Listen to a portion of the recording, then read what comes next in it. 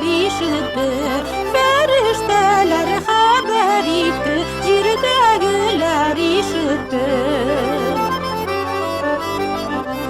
Cebrail aytdı ey Meryem, Allah bir bala bilen seni şadlandırır, ismi İsa bulur. Seni şadlandırır, ismi İsa bulur.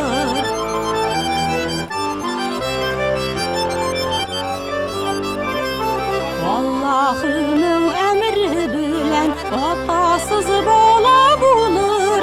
Dünyada hem ahirette sur dereceli bulur.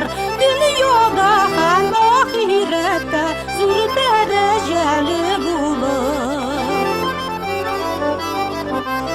Meryem ona balan aldı, onu utluğa saladı. Şuluk günü yıldızçılar Vayse'ge baş idiler.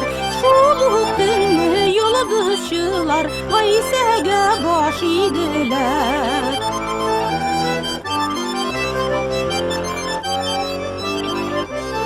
Hudayının Resulü tuğdu, seyu bilen jir doladı.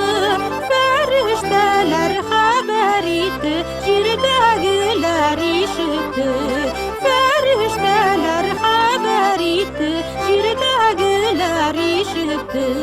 Ferişteler haber etti, yerdekiler işitti.